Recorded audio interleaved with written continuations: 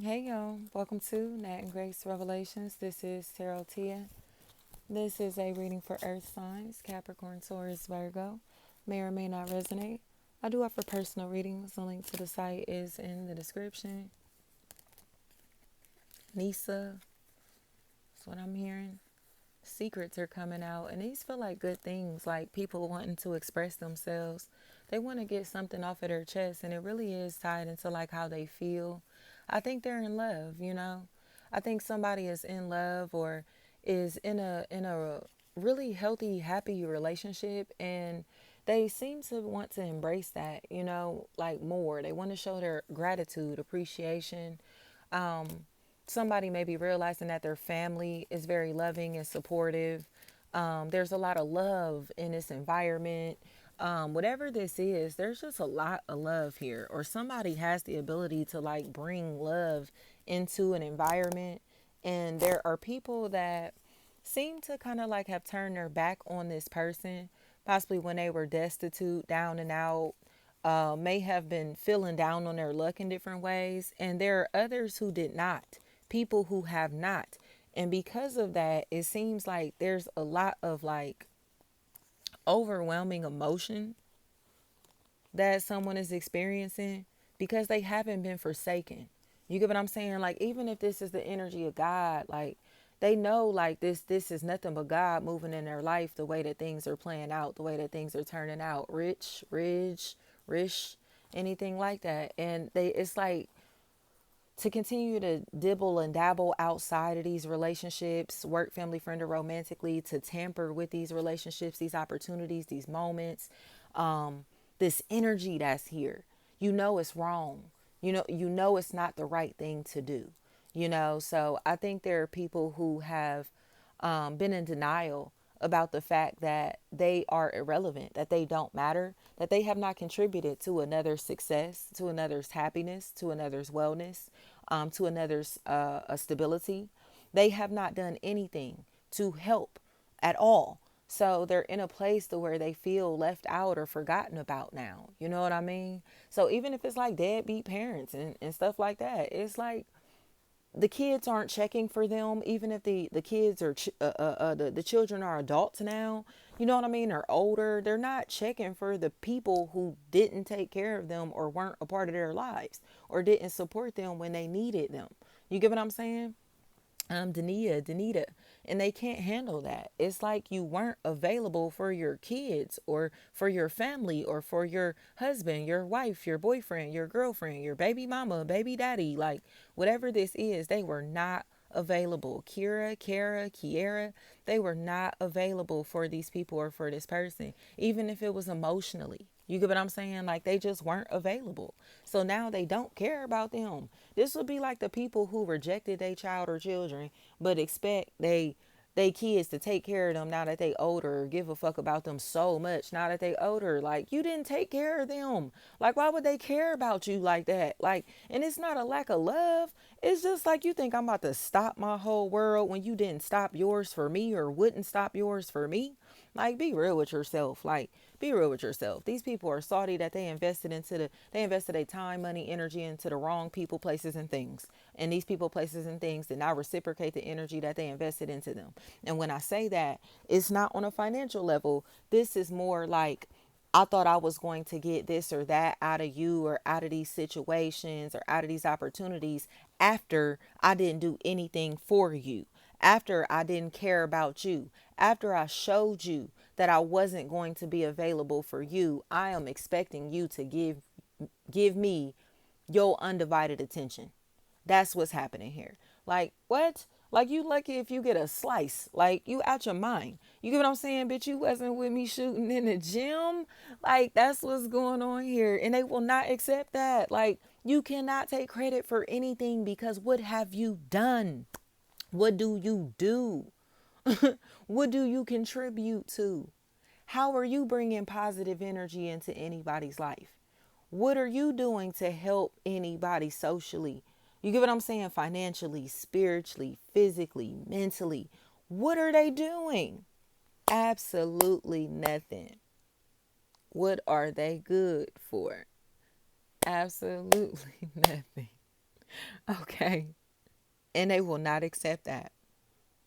Their presence brings absolutely nothing positive into these places, spaces, or people's lives. You get what I'm saying? Like, at all. Gibson, they got to accept that reality.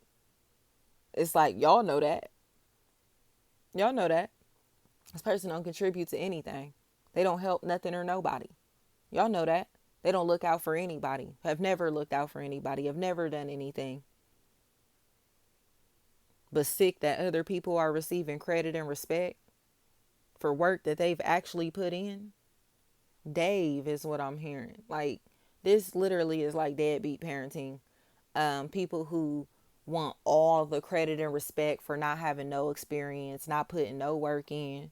You get what I'm saying? They want to be at the peak, but by taking an escalator instead of climbing like everybody else. You get what I'm saying? It's just like they want instant gratification, instant results, instant lifestyle, instant. You get what I'm saying? And because they live this instant lifestyle, they think everything is supposed to come quick like that, or assume that. But things that come quickly like that ain't meant to be kept. Things that you can attain easily like that, they usually don't last very long. And you know what I mean? The things that are in our life, how do I put this? We can make our lives easy with God. But that don't mean God won't put us through trials and tribulations to strengthen us, to test us. Okay? And as we experience the valleys in life, God is watching to see how we react to adversity, to suffering, to lack, to poverty. You get what I'm saying? To pain, to sorrow. God tests us when we are in that valley. And when it's time to ascend again, because we will, if we choose to maintain that light, that energy, we pretty much get to go to a new level, higher level than where we were before. I know you was feeling good living up here, right? Doing well. But I'm about to put you through something. I'm not going to explain why you going through it or nothing. But while you going through it, just know I'm watching you. How are you treating others? How are you talking to people? How are you handling your personal relationships? How do you handle adversity? How do you handle pain? Again, sorrow, tragedy. How do you handle these things? How will you carry yourself through the darkness? Will you maintain your light through the darkness? Oh, you did? Congratulations, you get to graduate. You get what I'm saying? Let me take you to another level. So it's not about, I want to take this elevator to success, because if you take an elevator to escalator, you don't get the full experience. You get what I'm saying? You're going to have some blisters on your hands. You're going to have some bumps and bruises, some cuts, some scrapes. You know what I'm saying? Some war wounds. But all of it creates character. It helps build character. And it's supposed to shape our character in the right way. Not why all this keep happening to me? Why I gotta go through all this bad stuff? Why me? No, that's the test. You didn't maintain your light, right? So them people are cool with dwelling in darkness, and then they wonder, like, why am I still in the valley? Because you see yourself as a victim instead of taking accountability or having an understanding to understand that God is putting you in that valley for a reason. It's something that you need to see, or something that you need to learn, to say, hey, I don't like it down here.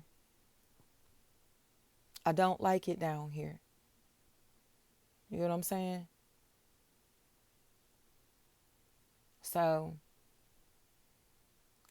I think this is just one of those situations where people have to realize that conscious living comes with accountability. You can't just live willy nilly because you know better.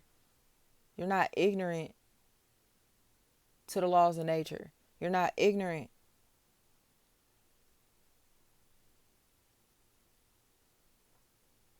of how the universe works, of who or what God is, the energy of God. You're not ignorant to it. So you're forced to live through it or suffer. So it's just certain things that we can't do. And it's not because we're not allowed to. We have free will to. But we know it comes with consequences. We know it comes with suffering, with pain that we've already experienced and learned from and grown from. We don't need to have God sit us in a valley for no reason. You get what I'm saying? Like, dang, I know, God, I messed up. I knew I shouldn't have did that. I knew I shouldn't have said that. I knew I shouldn't have moved like that. Whatever it may be, you get what I'm saying? Like, we take accountability for our actions. And because of that, God continues to bless us. God continues to elevate us. So it looks like we just keep rising and rising and rising, despite the mistakes that we've made in life, despite the things that we've been through, despite the sins, right? Because we are growing in the process. We're learning in the process. Not just going through these things and time is just passing. No, we've evolved. Thank you so much.